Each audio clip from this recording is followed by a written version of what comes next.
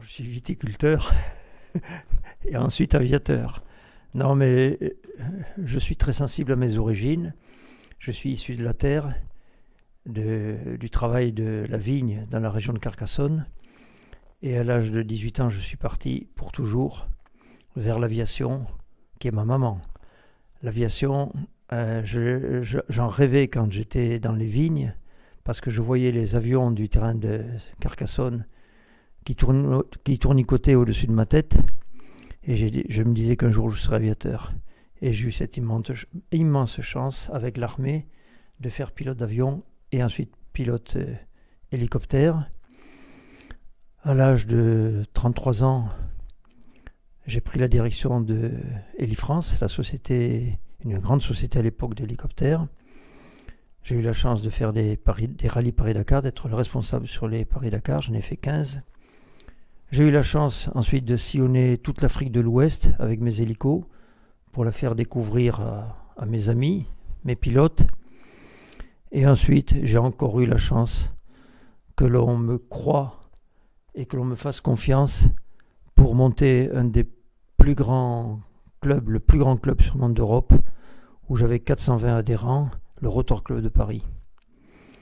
Et là, je ne suis pas à la retraite, mais je suis parti à 100 km de Paris pour continuer mon métier. Mon métier qui est très varié, je fais de l'école toujours, mais j'ai encore la chance, je le redis, d'être apte médical pour travailler, pilote professionnel, classe 1 ça s'appelle, et je fais divers travaux en hélicoptère, la surveillance de lignes électriques, la photo, malgré la concurrence des drones que j'admire, le cinéma en hélico, le transport de charge. Vous voyez qu'il y a beaucoup d'applications. Et j'ai la chance encore, je le redis, de faire beaucoup de vols montagne, surtout en hiver, où j'apprends le maniement de l'hélicoptère avec toutes les difficultés qu'impose la montagne, l'aérologie, la perte de puissance, etc.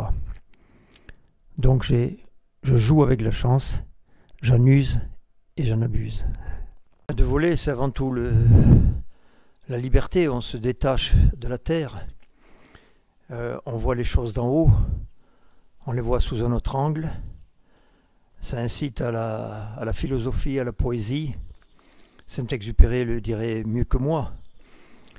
Mais quand on s'élève vers le ciel, eh bien on est un petit ange.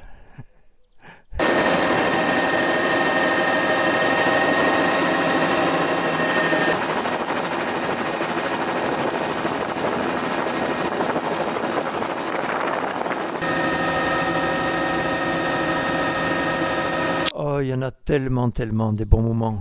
Il y en a aussi des mauvais. Mais vous m'avez posé la question pour un bon moment. Un bon moment, c'est dans le secours avec l'hélicoptère. Comme cet instrument magique qu'est l'hélico vous permet d'arriver à un endroit où personne ne peut aller, dans les missions de secours, on devient du surnaturel. Apporter un verre d'eau dans le désert à quelqu'un qui est en train de mourir de soif, mais c'est inimitable, c'est un très très grand moment. Arriver en montagne où la personne a une jambe fracassée, vous arrivez en hélico, vous le mettez dans la civière, c'est sublime comme sensation.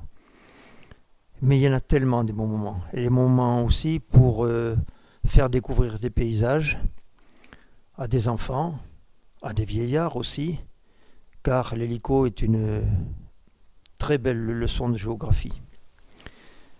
Un grand moment aussi à cette dame qui avait plus de 90 ans et qui rêvait de voir un jour le clocher d'en haut de son village. Et elle me demande ça coûte combien? Et je lui dis 100 francs. C'était à l'époque des francs, 100 francs. 100 francs, donc 15 euros. Ah, elle me dit c'est vraiment cher, mais je vais quand même y aller. Et elle me donne une pièce de 1 franc. 1 franc. Elle parlait en ancien franc. Et donc bien sûr que je l'amenais. Et une fois au-dessus de son clocher, elle m'a dit « Quand je pense que j'ai été petite toute ma vie ». Oui, je suis instructeur pour les élèves pilotes hélicoptères. Et la salle de cours pour les cours théoriques, c'est ici, dans l'ancienne porcherie. Donc on a vidéoprojecteur, elle est assez atypique, mais les élèves viennent avec plaisir et ils sont très studieux dans cette salle de cours. Alors cet hélico, c'est le premier hélicoptère à turbine dans le monde. Ça s'appelle l'Alouette. Et longtemps, on a dit, quand on voyait un hélico dans le ciel, on disait une Alouette.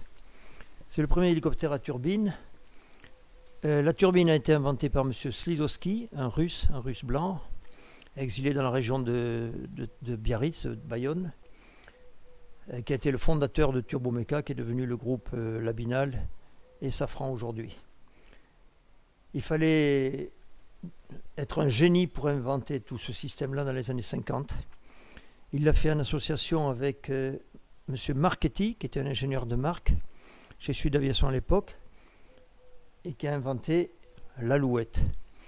Et l'Alouette, ça a été la révolution de l'hélicoptère, parce que jusqu'à ce moment-là, dans les années 50, il n'y avait que des hélicoptères avec des moteurs à piston, comme les voitures, des moteurs atmosphériques, qui n'avaient pas beaucoup de puissance. Et soudainement, on a un hélicoptère qui fait beaucoup de puissance, donc qui est performant.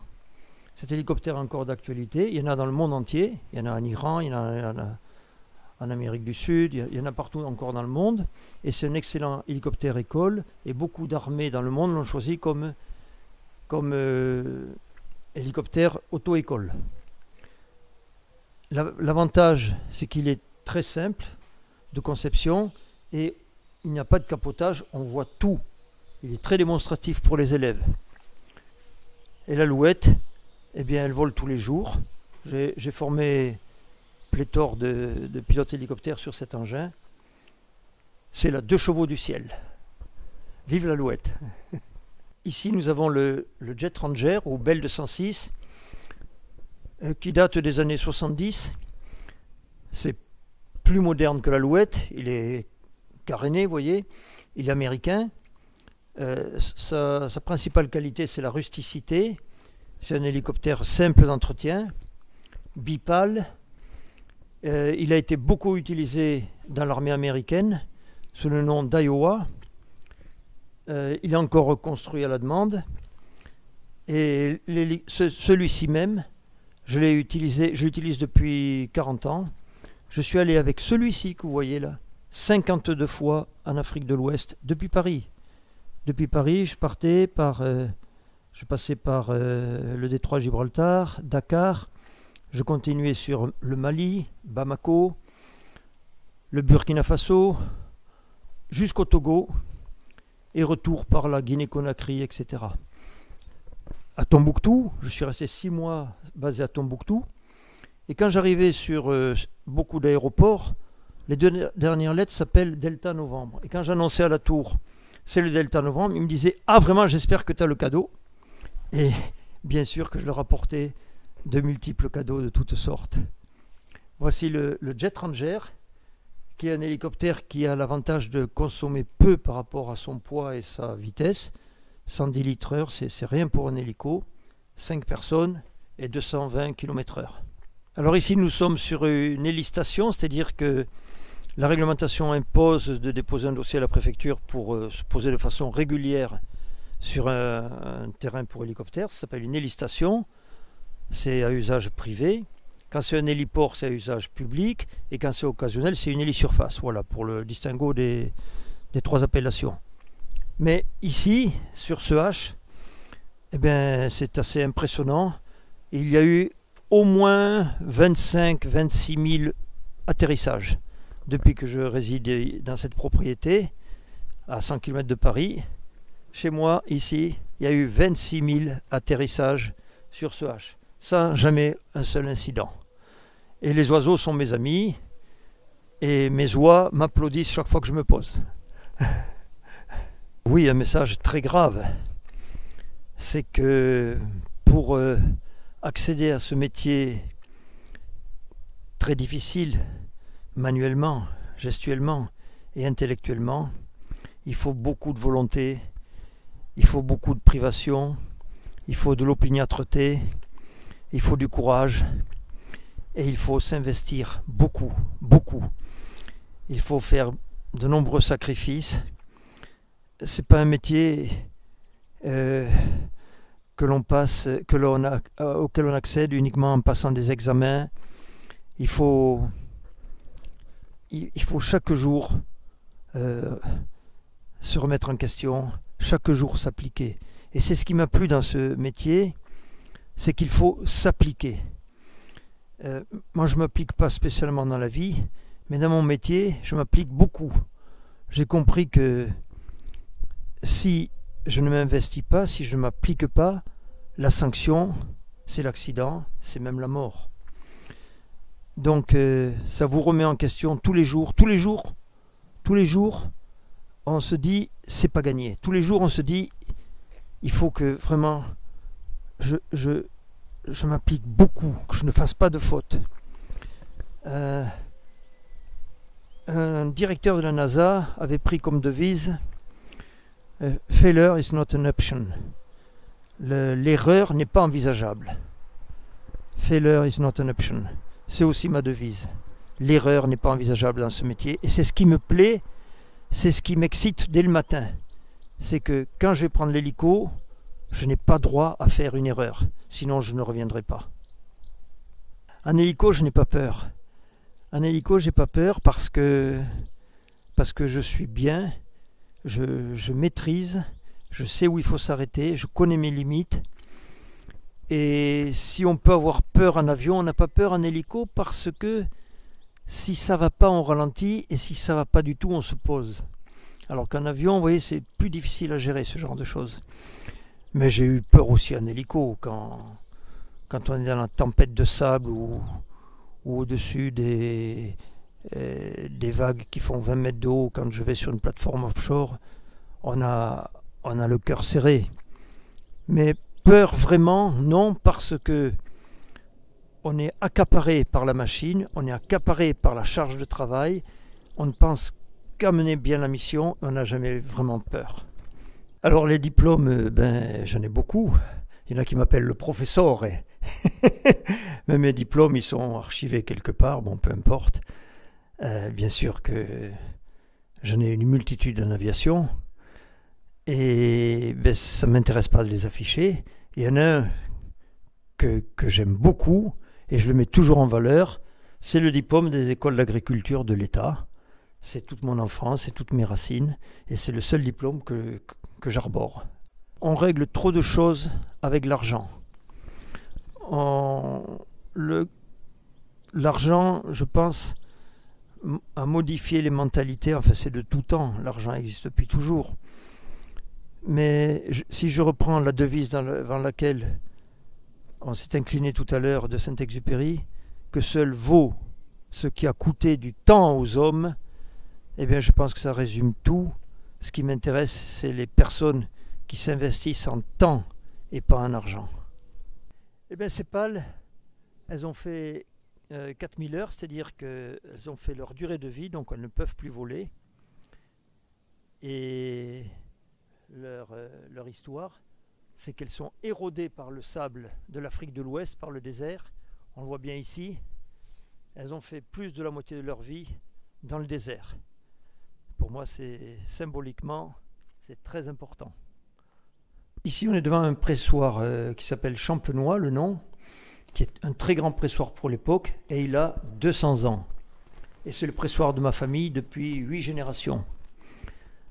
Tout petit, je foulais le raisin, j'avais 5-6 ans, et mon père me faisait courir dans le pressoir pour tasser le raisin. Et c'est toute mon enfance, ce sont toutes mes racines. Partout où je suis allé dans le monde, j'ai pris au moins une clé du pressoir, c'est-à-dire une partie. Parce que je m'assieds sur ces racines, je m'assieds sur cette force, sur ce courage qu'ont eu mes aïeux.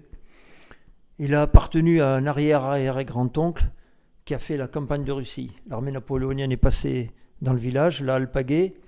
Il est parti sur la Bérésina, il est revenu grièvement blessé, un bras en moins, et il a continué à travailler jusqu'à la fin de ses jours.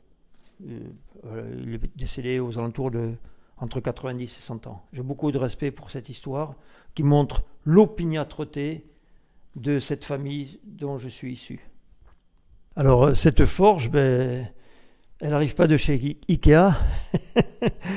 Elle appartenait à mon grand-père maternel. Donc, il y a deux choses auxquelles je tiens beaucoup. C'est et le pressoir et la forge. Mon grand-père était forgeron et j'ai passé toute mon enfance tout contre la forge que j'ai recréée ici. Et j'ai beaucoup d'admiration pour ce monsieur qui, avec pas grand-chose, formait des roues, domptait le fer, pliait le bois. Et j'étais en extase devant tout cela. Et aujourd'hui, je suis un manuel j'essaye d'être un manuel comme lui et de créer. C'était un créateur. La personne que je voudrais remercier, bien sûr, qui est décédée, c'est M. Passadori, qui était le chef pilote de Carcassonne et qui, quand j'étais tout petit, que j'avais 7 ans, m'avait repéré. Et lui, 4 fois champion du monde, qui était le gestionnaire de l'aéroport de Carcassonne et qui filtrait les pilotes en fonction de leur capacité. Il n'y avait pas de tests psychotechniques, etc. Lui, c'était un humaniste. Et quand il observait quelqu'un, il le jugeait, il le guidait, il lui disait « Toi, tu feras pilote de chasse, toi, tu feras pilote de planeur, toi, tu feras moniteur d'aéroclub. » Et il ne se trompait pas. Et moi, il avait vu le petit gamin qui était sur un banc et qui demandait à travailler dans le hangar, qui demandait à balayer le hangar. Ensuite, j'ai eu une grande promotion, c'était de laver les avions. Mais tout ça, ça a duré 7 ans. Donc 7 et 7, 14. Et il a fallu attendre l'âge de 14 ans pour qu'il me propose un tour en avion. Vous voyez, autrefois, les enfants, ils avaient de la patience et ils n'avaient pas les choses tout de suite. Eh bien, ce monsieur, je lui dois beaucoup parce qu'ensuite, il m'a guidé, épaulé. Il m'a permis d'être pilote militaire. Et c'est à lui que je dois le plus.